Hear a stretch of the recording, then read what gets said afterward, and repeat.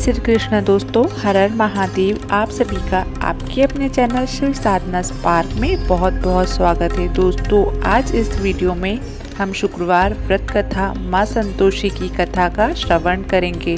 बोलिए माँ संतोषी की जय। एक बुढ़िया थी और उसके 7 पुत्र थे। 6 कमाने वाले थे, एक निकम्मा था। बुढ़िया माई 6 पुत्रों की रसोई बनाती, भोजन कराती और पीछे से जो बचता सो 7वें को दे देती, परंतु वह भोला था, मन में कुछ विचार ना करता। एक दिन अपनी बहू से बोला, देखो मेरी माता का मुझ पर कितना प्यार है।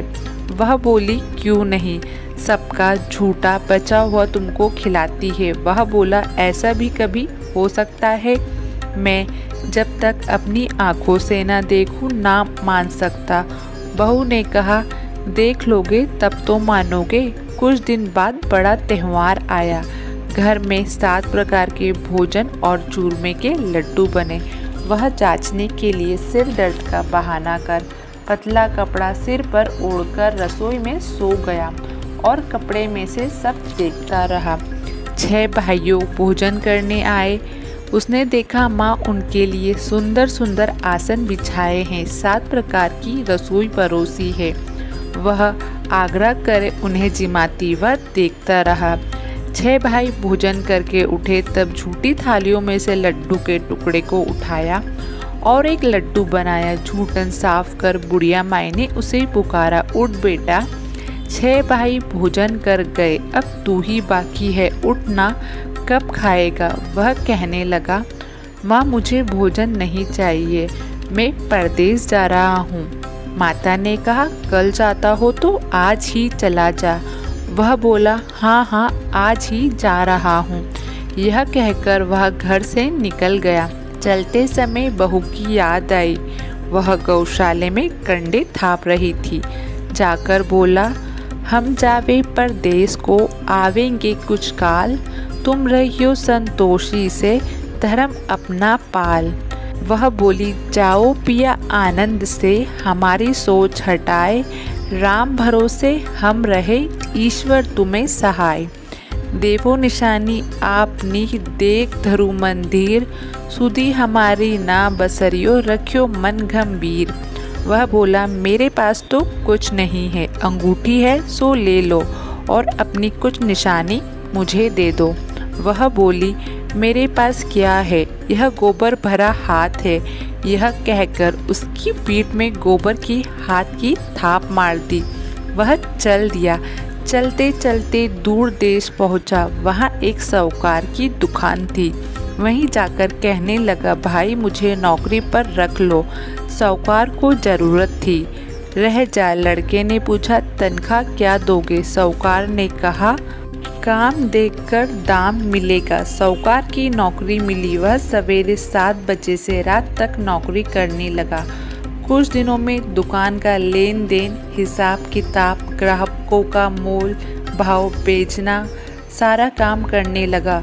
साहूकार के 7-8 नौकर थे। सब चक्कर खाने लगे कि यह तो बहुत होशियार बन गया है। सेठ ने भी काम देखा और 3 महीने में उसे आधे मुनाफे का साझीदार बना लिया। वह 12 वर्ष में नामी सेठ बन गया और मालिक सारा कारोबार उसके ऊपर छोड़कर बाहर चला गया। अब बहू पर क्या बीती सुनो।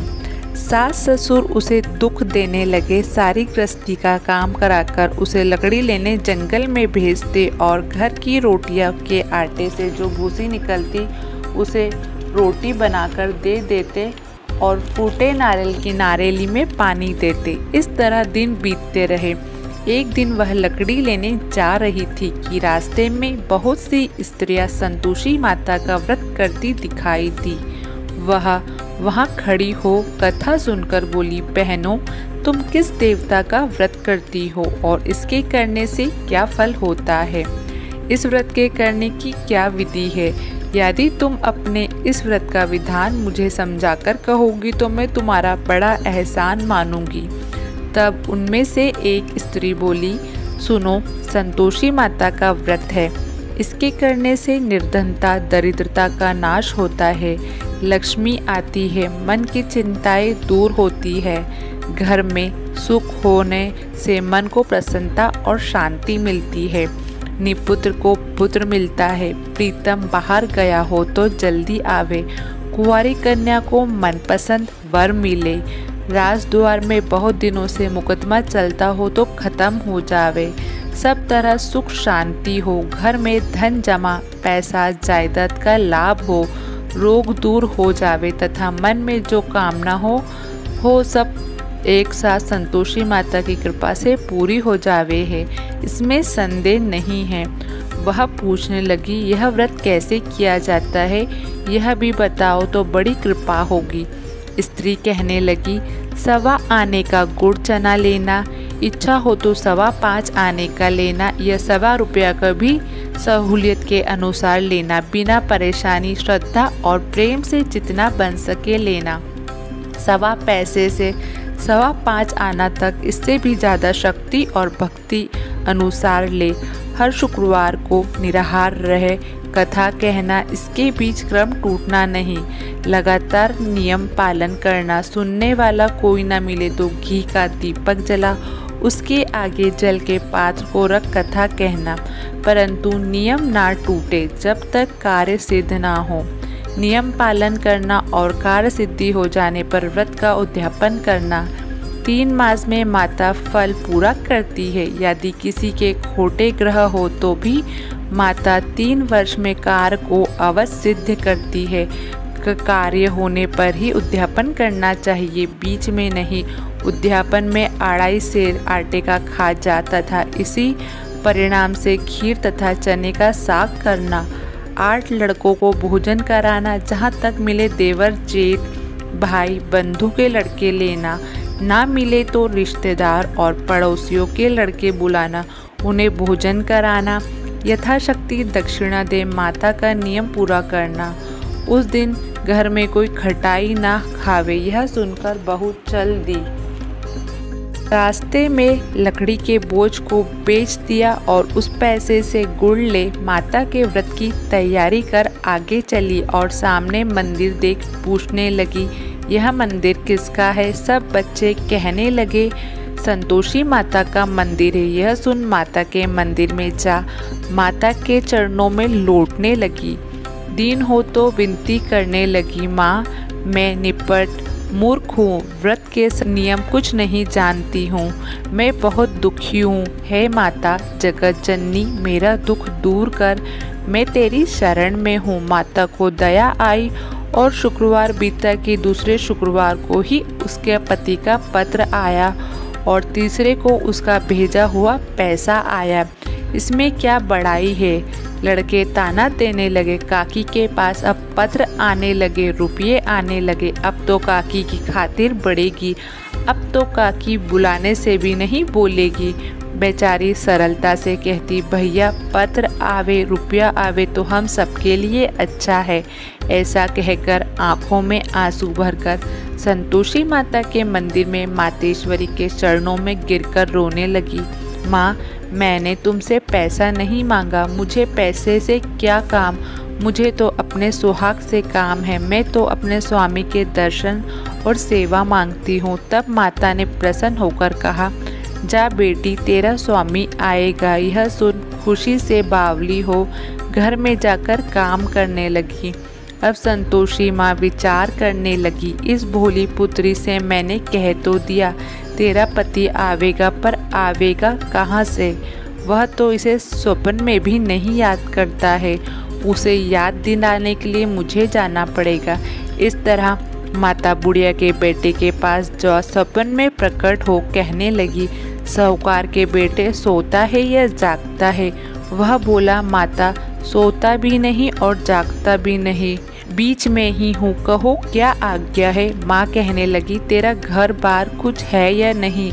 वह बोला, मेरा सब कुछ है, माँ बाप भाई बहन व बहू, क्या कमी है? माँ बोली, भोले पुत्र तेरी स्त्री घोर कष्ट उठा रही है, माँ बाप उसे दुख दे रहे हैं, वह तेरे लिए तरस रही है, तू उसकी सुधि ले। वह बोला, माता यह तो मुझे मालूम है, परंतु जाऊं कैसे? परदेश की बात है, लेन देन का कोई हिसाब नहीं है, जाने का कोई रास्ता नजर नहीं आता, कैसे चले जाऊं। माँ कहने लगी, मेरी बात मान, सवेरे नहा धोकर माता का नाम ले, घी का दीपक जला, दंडवत कर दुकान पर जा बैठना, तब देखते देखते तेरे लेने देने सब कुछ हो जाएंगे, माल बिक जाएगा, सांझ होते होते धन का ढेर लग जाएगा। तब सवेरे बहुत जल्दी उठ उसने लोगों से अपने सपने की बात कही। वे सब उसकी बात को अनसुना करके खिल्ली उड़ाने लगे, कहीं सपने भी सच होते हैं। एक बूढ़ा बोला, देख भाई मेरी बात मान, इस तरह सच झूठ कहने के बदले देवता ने जैसा कहा है वैसा ही कर, तेरा इसमें क्या जाता है। अब बूढ़े की बात मान, वह नहा धोकर संतोषी माता को दंडवत कर घी का दीपक जला दुकान पर जा बैठा। थोड़ी देर में क्या देखता है कि देने वाले रुपए लाए, लेने वाले हिसाब लेने लगे। कोठे में भरे सामान के खरीदार नगद दाम में सौदा करने लगे। शाम तक धन का ढेर लग गया। माता का नाम ले घर ले जाने के वास्ते गहने कपड़े खरीदने लगा और वहाँ के काम से निपट कर तुरंत घर को रवाना हुआ। वह बहू बेचारी जंगल में लकड़ी लेने जाती, लौटते वक्त माता के मंदिर में विश्राम करती। वह तो उसका रोज रुकने का स्थान जो ठहरा। दूर से धूल उड़ती देख वह माता से पूछती है, हे माता यह धूल कैसी उड़ रही है। माँ कहती है, हे पुत्री तेरा पति आ रहा है, अब तू ऐसा कर, लकड़ियों के 3 बोझ बना ले, एक नदी के किनारे रख, दूसरा मेरे मंदिर पर और तीसरा अपने सिर पर रख। तेरे पति को लकड़ी का गड्ढा देखकर मोह पैदा होगा, वह वहाँ पर रुकेगा, नाश्ता पानी बना खा पीकर माँ से मिलने आएगा। तब तू लकड़ी का बोझ उठाकर जाना और बीच चौक में गट्ठा डालकर 3 आवाज़ जोर से लगाना, लो सासू जी लकड़ियों का गट्ठा लो, भूसे की रोटी दो और नारियल के खोपड़े में पानी दो, आज मेहमान कौन आया है। माँ की बात सुन बहुत अच्छा माता कहकर प्रसन्न हो लकड़ियों के 3 गट्ठे ले आई, एक नदी के तट पर, एक माता के मंदिर पर रखा। इतने में एक मुसाफिर वहाँ आ पहुँचा। सूखी लकड़ी देख उसकी इच्छा हुई कि यहीं निवास करे और भोजन बनाकर खा पीकर जावे। इस प्रकार भोजन बनाकर विश्राम कर ले गांव को गया, सबसे प्रेम से मिला। उसी समय बहू के सिर पर लकड़ी का गट्ठे लिए आती है।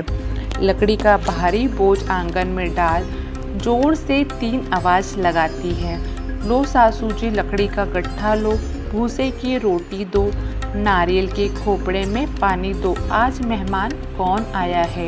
यह सुनकर उसकी सास अपने दिए हुए कष्टों को भुलाने हेतु कहती है, बहू ऐसा क्यों कहती है, तेरा मालिक ही तो आया है, आप बैठ मीठा भात खा, भोजन कर, कपड़े गहने पहन। इतने में आवाज़ सुन उसका स्वामी बाहर आता है और अंगूठी देख व्याकुल हो माँ से पूछता है, माँ यह कौन है। माँ कहती है, बेटा तेरी बहू है, आज 12 वर्ष हो गए, तू जब से घर से गया है तब से सारे गांव में जानवर की तरह भटकती फिरती है, काम काज घर का कुछ नहीं करती, 4 समय आकर खा जाती है। अब तुझे देखकर भूसे की रोटी और नारियल के खोपड़े में पानी मांगती है।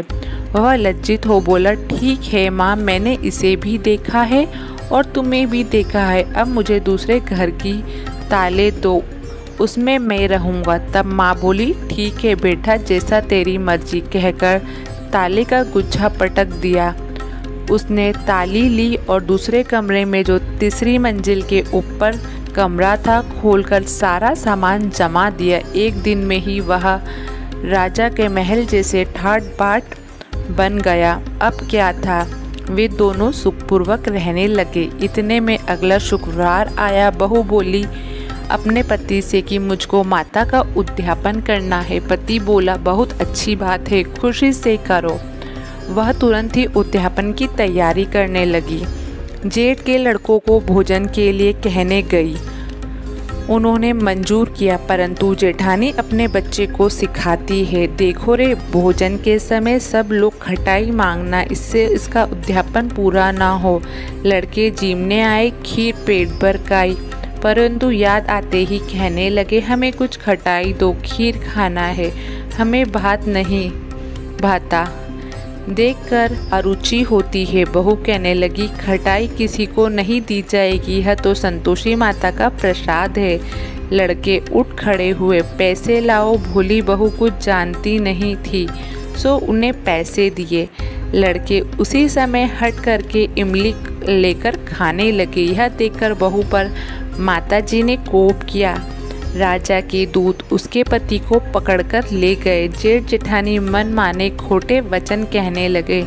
लूटकर धन इकट्ठा कर लाया था, सो राजा के दूत उसको पकड़कर ले गए। अब सब मालूम पड़ जाएगा जब जेल की मार खाएगा। बहू से यह वचन सहन नहीं हुए। रोती रोती माता के मंदिर में गई। हे माता, तुमने यह क्या किया? हंसाकर क्यों रुलाने लगी? माता बोली, पुत्री, तूने उद्यापन करके मेरा व्रत भंग किया, इतनी जल्दी सब बातें भुला दी। वह कहने लगी, माता, भूल तो नहीं हुई, ना कुछ अपराध किया, मुझे तो लड़के ने भूल में डाल दिया, मैंने भूल से उन्हें पैसे दिए, मुझे क्षमा करो माँ। माँ बोली, ऐसे भी कई भूल होती है। वह बोली, माँ, मुझे माफ़ कर दो, मैं फिर से तुम्हारा उद्यापन करूँगी। माँ बोली, अब भूल मत करना। वह बोली, अब भूल ना होगी माँ। अब बताओ वे कैसे आवेंगे? माँ बोली, जा पुत्री, तेरा मालिक तुझे रास्ते में ही आता मिलेगा। वह घर को चली। राह में पति आता मिला। उसने पूछे, तुम कहाँ गए थे? तब वो कहने लगा, इतना धन जो कमाया था उसका टैक्स राजा ने मांगा था, वह भरने गया था। वह प्रसन्न हो बोली, भला हुआ, अब घर को चलो। कुछ दिन बाद फिर शुक्रवार आया। वह बोली, मुझे माता का उद्यापन करना है। पति ने कहा, करो। फिर जेठ के लड़के से भोजन को कहने गई। जेठानी ने एक दो बात सुनाई। लड़के को सिखा दिया कि तुम पहले ही खटाई मांगने लग जाना। लड़के कहने लगे, हमें खीर नहीं भाती, जी बिगड़ता है, कुछ खटाई खाने को दो। वह बोली, खटाई खाने को नहीं मिलेगी, खाना हो तो खाओ। वह ब्राह्मण के लड़के को लेकर आई। भोजन कराने लगी। यथाशक्ति दक्षिणा की जगह एक एक फल उन्हें दिया। इससे संतोषी माँ प्रसन्न हुई। माता की कृपा होते ही 9वें मास में उसको चंद्र के समान सुंदर पुत्र प्राप्त हुआ। पुत्र को लेकर प्रतिदिन माता के मंदिर जाने लगी। माँ ने सोचा कि वह रोज आती है, आज क्यों ना मैं इसके घर चलूँ, इसका आसरा देखूँ तो सही। यह विचार कर माता ने भयानक रूप बनाया। गुड़ और चने से सना मुख के ऊपर सूंड के समान होठ, उस पर मक्खियाँ भिनभिना रही थी। दहलीज में पांव रखते ही सास चिल्लाई, देखो रे, कोई चुड़ैल चली आ रही है, लड़कों इसे भगाओ नहीं तो किसी को खा जाएगी। लड़के डरने लगे और चिल्लाकर खिड़की बंद करने लगे।